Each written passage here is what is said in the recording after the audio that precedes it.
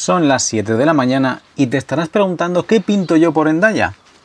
Yo también. Estoy aquí porque no sé si os acordáis que os dije que el corredor mediterráneo era un desastre. Imaginaos qué desastre es el corredor cantábrico, que ni siquiera nadie lo llama así, porque no existe. Así que me he venido hasta aquí a coger el primer tren del día para ver hasta dónde puedo llegar en un solo día y cuánto creéis que tardaré sin retrasos hasta Ferrol. Eso es una distancia similar a ir desde la otra frontera con Francia hasta Gandía, más o menos. Así que quedaos porque hay buses y limitaciones de velocidad y trenes y limitaciones de velocidad y paisajes y limitaciones de velocidad, y unas líneas de tren y unos servicios desesperantemente lentos. ¿O cuánto te crees que se tarda en cruzar Asturias de punta a punta en tren?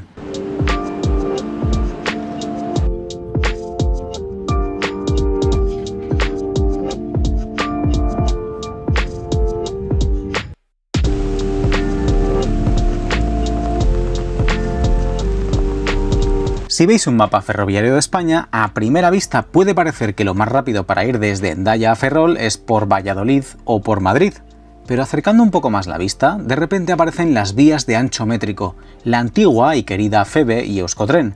Así que lo más rápido sigue siendo ir por Madrid o Valladolid. Entonces, ¿para qué sirven todas estas líneas del litoral? ¿Cuánto se tarda? ¿Y qué tipo de servicio se presta aquí? Venid a acompañarme en este viaje desde Hendaya a Ferrol, pero no en el lujoso Transcantábrico. Hoy vamos a viajar como meros mortales. Cuando hago estos viajes os pensaréis que me alojo en lujosos establecimientos hoteleros con todas las comodidades habidas y por haber. La realidad es, creedme, bastante distinta. Hostales baratos y cerca de las estaciones de tren. Quizá lugares donde el último vistazo al router fue hace 20 años. Es por eso que este vídeo está patrocinado por NordVPN, porque NordVPN no es solo un servicio de VPN, es un antivirus de última generación integrado. Protección anti-estafas, anti-malware, anti-phishing, anti-rastreo e incluso te filtrará llamadas fraudulentas. Todo esto desde una misma aplicación. Es la app de seguridad digital todo en uno, centrada en tu privacidad. De lo poco que no puedo hacer es protegerte de las colas de espera en la web de Renfe. Lo siento. Prueba ahora mismo NordVPN entrando a nordvpn.com/André Márquez para una oferta exclusiva con 4 meses extra. Y si no te gusta, pues tienes 30 días para pedir una devolución. ¿Y os he dicho que además es una VPN? Pues con esto y poco más ya vas a estar seguro cuando duermas en un hostal cualquiera para ir a ver trenes o lo que sea. Gracias a NordVPN por patrocinar este vídeo. Seguimos.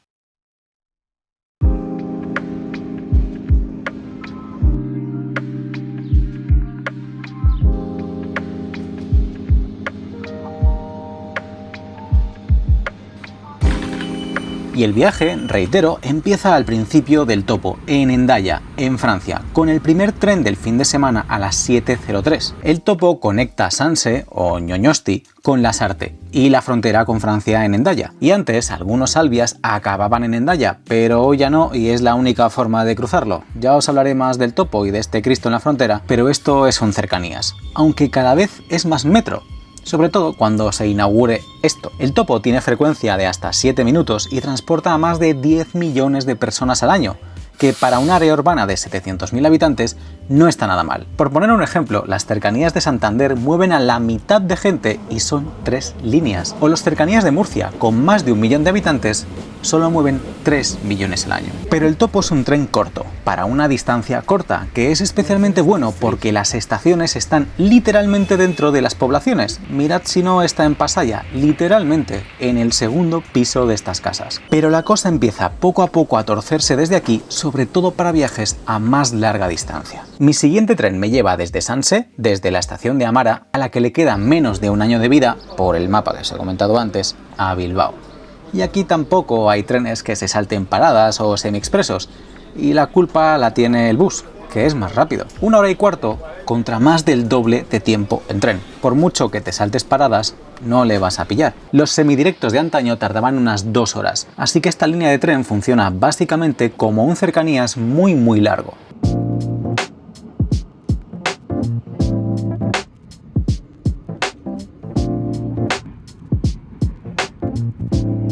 Y su velocidad máxima así lo refleja. Y aunque se vayan introduciendo variantes y mejoras, ¿cómo puede competir esto contra la autovía? Si además ya estamos metiendo millones de dineros a la I vasca y los buses ya van por la autovía y tardan un suspiro. Aún así, Hay un tren cada hora y encima salen siempre al mismo minuto de cada hora. No nos vamos a quejar ahora, hombre. Y hay demanda.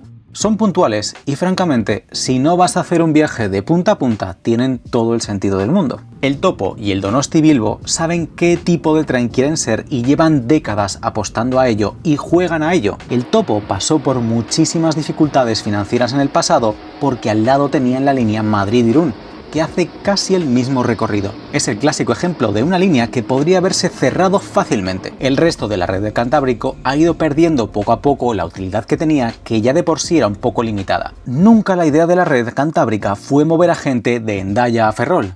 Siempre fue acercar a los pueblos y las cuencas mineras a la costa y a sus puertos, y de paso llevar a gente. Por eso hay líneas que parece que no van a ninguna parte o a ninguna gran ciudad. ¿Que por qué os cuento todo esto? Porque sí, los trenes son lentos, porque las líneas siguen siendo las mismas que hace 100 años, y aún así entre Ermua y Eibar funcionan como un tranvía, o así se llama el servicio suburbano entre las dos poblaciones. Pero esta es una carretera ferroviaria comarcal para ir de Deva a Eibar. Así que el trayecto entre Sanse y Bilbao puede ser el doble que el bus de punta a punta, pero hay un tren cada hora, como decía, que para trayectos intermedios tiene mucho sentido. Y encima no te deja en una sola parada en Bilbao, sino que al llegar se convierte en la L3 de metro y puede dejarte en una amplia zona de la ciudad.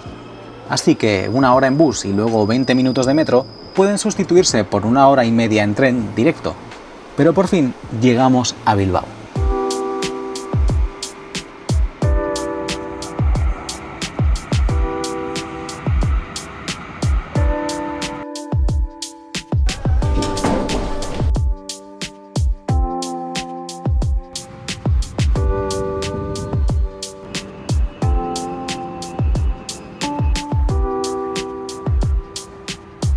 En Bilbao se acaba lo bueno. Si entre Bilbao y Donosti Euskotren mantiene un tren a la hora, entre Bilbao y Santander Renfe AM, ancho métrico, la heredera de la difunta Feve, fleta un total de 3 trenes al día. Pero espera, Bilbao-Santander es 1 hora y media en bus. En tren son casi 4 horas. 4 horas que me voy a comer por vosotros, y encima con un tramo en bus por obras, porque sí, vamos a ser buenos. Están haciendo obras para aumentar la capacidad, pero no nos adelantemos, porque solamente le van a quitar 5 minutos al tiempo de viaje.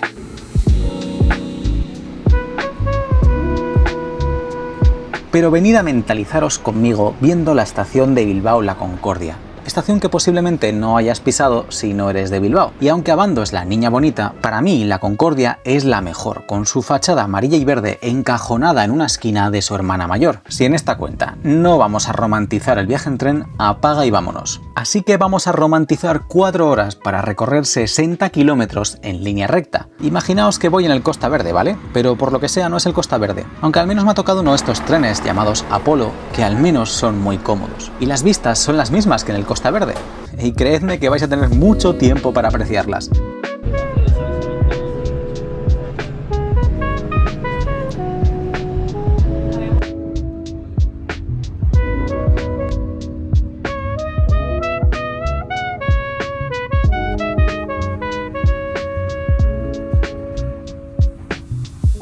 Así que con toda la liada que hay en Orejo para las obras, hay que bajarse, coger un Renfe autobús e ir hasta Astillero a coger otro tren.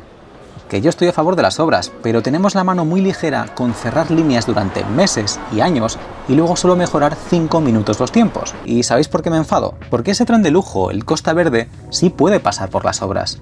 Vaya, ¿por qué será? ¿Por qué cerramos la línea si no es estrictamente necesario? Un tren pasa media hora después del otro. Si la línea se reabre para uno, ¿por qué para el otro no? Como digo, el viaje entre Bilbao y Santander es desesperante. No tiene ningún sentido lo lento que va este tren. Sí, la línea parece una montaña rusa, pero lo sigue pareciendo desde hace 100 años.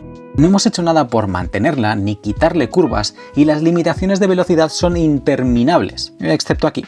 Pero esto es una pescadilla que se muerde la cola. Cuanto peor será el tren, peor va a ser. Menos se va a invertir y menos gente viajará en él. Y menos se querrá invertir. Carranza, a medio camino, tiene desde hace unos meses cercanías, que son 5 trenes al día que enlazan en Aranguren. Pero es que ya es más rápido que los buses que había antes. Eso tal y como está la línea ahora, porque mirad la carretera por la que iba el bus. Espero que todo este tema de las cercanías sirva para poner en valor la línea y mejorar tiempos y frecuencias, para que al final tanto los cercanías como los demás trenes puedan aprovechar esa mejora de tiempo.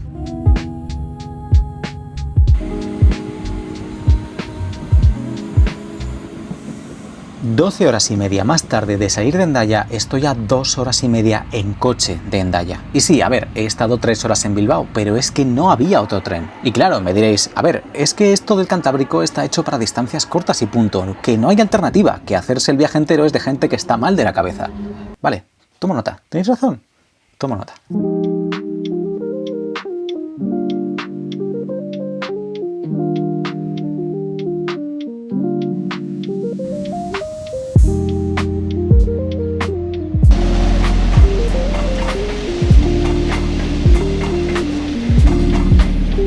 Pero tengo curiosidad para saber hasta dónde podría llegar en un solo día. De Santander al oeste salen muchos trenes porque hay 3 líneas de cercanías, 2 de ellas métricas, y la que nos atañe va hasta Cabezón de la Sal. Ahí, además de un tren a la hora a Santander, otra vez, genial, todos salen al mismo minuto, cada hora, solo hay 2 trenes que vayan más allá hacia el oeste. Pero es que el último ya ha salido, a las 4:30 de la tarde. Así que hasta aquí la aventura de hoy. Nos tendremos que ver mañana. Esto es todo lo que se puede viajar en un día entero en el Cantábrico. En un día entero.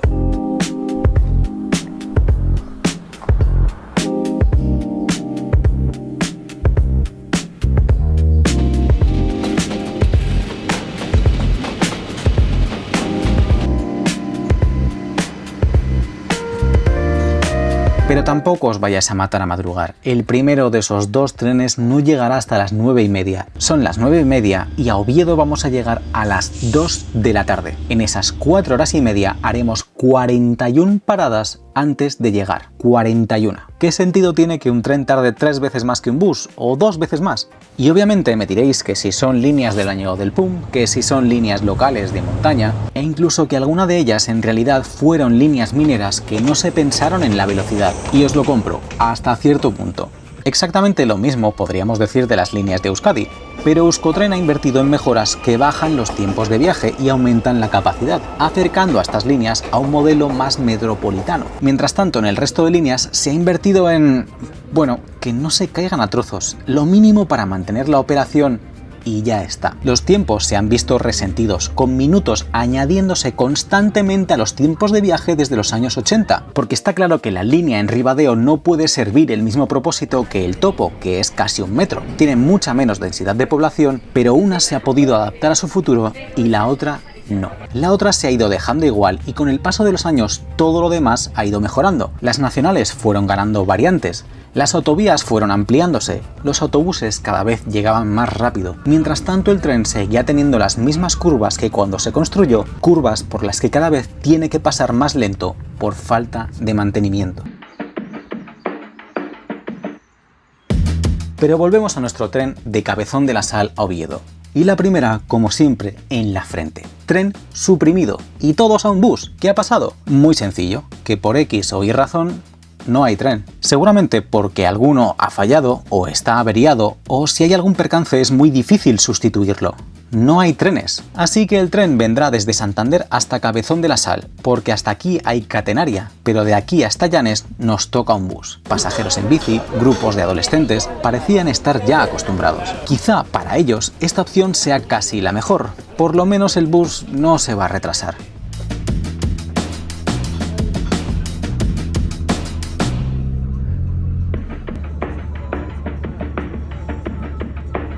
Así que en las principales estaciones el bus llegaba pitando, literalmente pitando. El revisor se baja para confirmar si hay viajeros y seguimos viaje. Y así continuamos hasta Llanes, ya pasada la frontera entre Cantabria y Asturias. Frontera en Unquera, que cruzábamos a las 10:20 de la mañana, más o menos.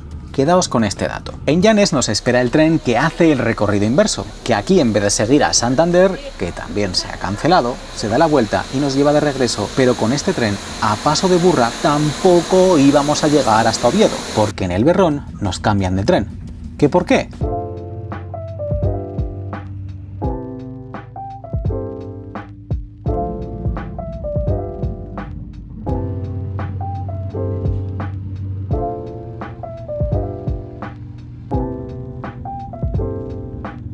La razón es muy pilla. Veréis, si un tren nos lleva hasta Oviedo, luego tiene que volver vacío hasta el Berrón, que es donde está el depósito, y del Berrón tiene que salir un tren vacío hasta Oviedo para recoger los viajeros que continúan viaje a Ferrol. Así que Renfe se ahorra las dos maniobras haciéndonos salir a todos en el Berrón.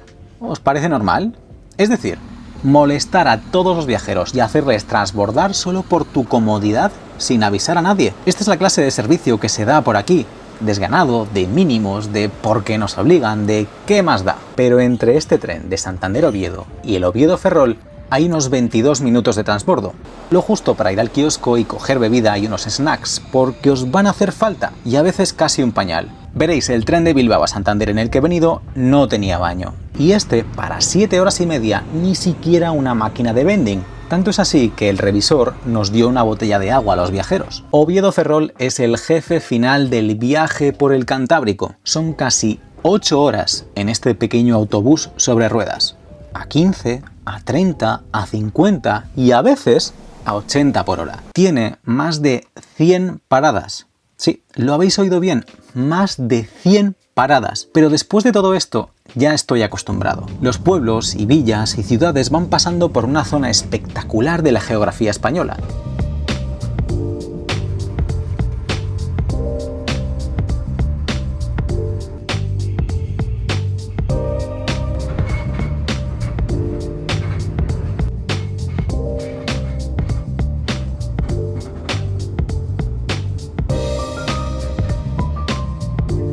Sin ir más lejos, el tren pasa al lado de la playa de las Catedrales, pero el uso turístico es mínimo. Poco a poco y cuestionándome las decisiones sobre cómo decido pasar mis fines de semana, vamos llegando a Ferrol con solo 18 minutos de retraso.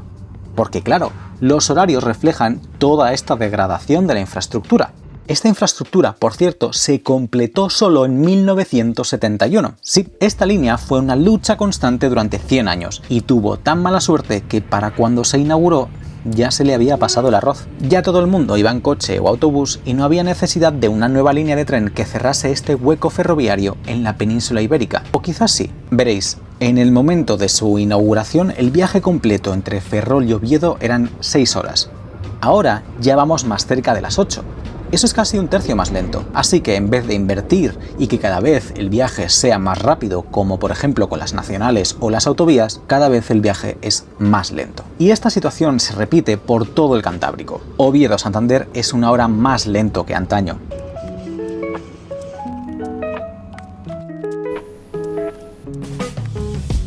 La llegada a Ferrol me muestra el que es sin duda el núcleo de cercanías más humilde de toda España.